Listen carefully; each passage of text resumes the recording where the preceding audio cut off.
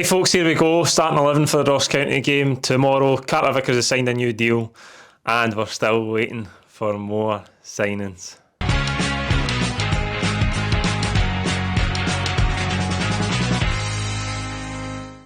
Yes, folks, welcome back to the channel. Starting 11 prediction for tomorrow's game against Ross County. I suppose we better get straight into the big news from today and the transfer market before we move forward and talk about the game tomorrow and the team selection for the manager. Carter-Vickers has signed a new deal, keeping him at the club till 2029. That sounds like a fictional year. So far in the future, it's not real. It's good news for us. Obviously, he's a massive player. 26 years of age. We paid big money to bring him to the club after that loan spell from Tottenham. I think he's a huge leader for us. He's obviously one of the most important players throughout the spine of the team. He has had these injury issues this season. He's got to shake those off if he's going to be fit and available for us and perform at his top level week in and week out. And I'm sure that's what this new contract pays him to do. I'm sure he'll be one of the top earners now. That is certainly the talk. All we need to do is keep him fit now because, as I say, we know his qualities, how important he is. He's absolutely massive for us. So that is good news. We've secured him for another 5 years. In other news, though, still no movement inward on signings. Very little in the way of transfer rumours in the last week as well. Alarming. Really alarming. Brendan Rodgers comments while he's saying he's confident in the pre-match press conference for this game. He's confident he'll get more signings in. There was also a few sound bites about trying to break youth players into the first team, developing players that he's got, and you never know where he stands with Brendan Rodgers in some of these press conferences because he goes from one extreme to the other, and we've watched that unfold in the first half of the season where August, September, he's telling you, I'm just here to coach the players I'm given. You fast forward to October, November, and he's saying, we're absolutely crying out for more quality. We need 4 players in. I wanted 4 quality first-team ready players in the summer, and we still need them in January. And here we are, less than a week to go. One signing in, no left-back in, no striker in, and 1 or 2 injuries are away from absolute bare bones. The planning that the club have done doesn't seem to have been up to the mark again. And again, this is caveats apply because we've still got less than a week to go, but we're trending towards a very underwhelming, very disappointing transfer window. There's no getting away for that. Everybody can see the flaws, the weaknesses in the squad, and we watched them play out in the first half of the season. We had a very poor summer transfer window. We brought in 9 players. 80 or 90% of them aren't good enough and are not first team ready to play for Celtic. This was the window where we had to rectify that. And like I say, there's still a week to go, but it's not looking very good. You can't have transfer window after transfer window where you don't make the squad better. You don't get players in the areas that you're crying out for them. You can't put consecutive windows of that standard in the summer together because we'll be in big trouble. But anyway, we'll wait with bated breath for what comes in the next 6 or 7 days, and we'll get into talking about the game tomorrow. Ross County are obviously in poor form. They get beat 3-0 by Partick Thistle in the Scottish Cup last week. Up in Dingwall as well. Derek Adams has obviously had a few high-profile post-match interviews, it's fair to say, been very critical of the game in Scotland, the standard, his own players.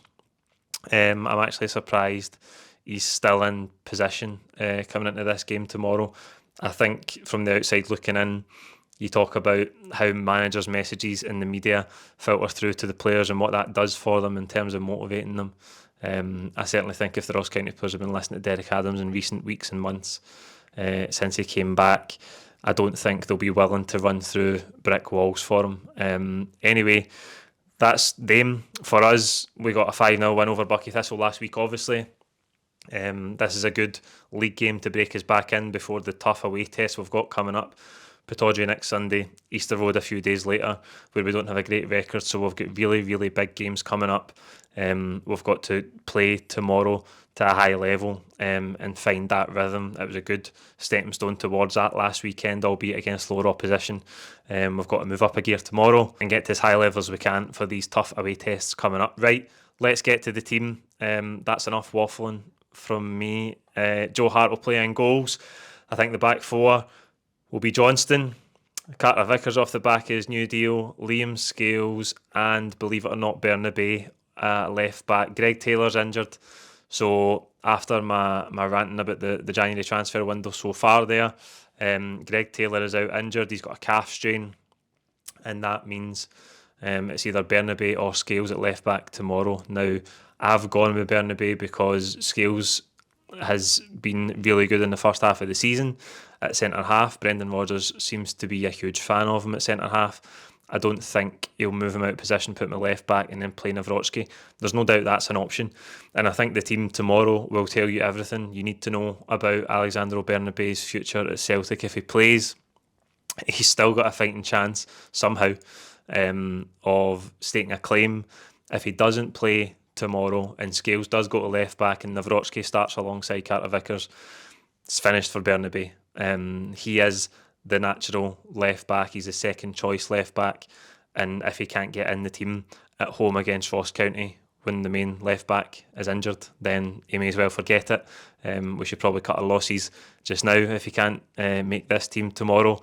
And it's a difficult position for us to lose Greg Taylor. I know that a lot of people have their doubts about Greg Taylor as the first choice left back going forward, but going into these tough away games with Bernabei or even Scales at left back, for all Scales' qualities this season, pace certainly isn't one of them, and it's a different proposition playing left back for Celtic than it is playing centre half. A lot more onus on you to pass the ball, to get forward, to have an end product. So I'm not sure Scales is cut out for it either. And the elephant in the room here is this is an area the club should have already addressed. So I think it'll be Bernabei tomorrow. You can let me know who you think will play at left back in the comments, and we'll go into midfield where it picks itself. I think Callum McGregor will come back after that rest he had against Bucky last week. Bernardo and O'Reilly will play in front of him. It's the strongest area of the team. Bernardo has been in brilliant form. He was so before the break, and he got a lovely goal last weekend as well, so he's full of confidence. And the other news this week that Celtic rejected the advances of Atletico Madrid for Matt O'Reilly. That was an absolute given. There was no way that we could afford to lose O'Reilly this month. He's been the best player by a mile for us in the first half of the season. And given the lack of inward transfer activity, there were no circumstances where we could lose one of our key players this month. Front three, Abada, Palma, Kyogo. Again, I would argue that pretty much picks itself at the minute with Maeda away on Asian Cup duty. And by the way, update on the Asian Cup, in case you've missed it, all 5 Celtic players are out of the group stage and into the last 16, so they won't be back anytime soon. So Maeda's out. That front three, I think, picks itself. And talking about the injury to Greg Taylor, we're one Kyogo injury away from an absolute disaster. That's the other area that has to be top of the club's list in this next 6 or 7 days. Why it's taken till now to, if we get movement in the next 6-7 days, why it's taken till now, who knows. These areas have been clear to everyone since the summer, certainly since October, November. As plain as the nose on your face that we need to strengthen these positions. The club have to do better in the recruitment department. You can't argue it. There's absolutely no getting away from it, and it's a big week for us because we're rolling the dice if we don't make any more signings. We're in this situation with left back. As I say, we could end up in this situation in the striking department. Hopefully we don't. Hopefully Kyogo stays healthy, but we're leaving ourselves open to a huge problem if we don't strengthen that area of the pitch as well. So again, broken record, the same as last week. We've got a lot of work to do. The club have got it all on in this next 6 or 7 days, and we wait. So there you go. That's the team I think you'll pick tomorrow.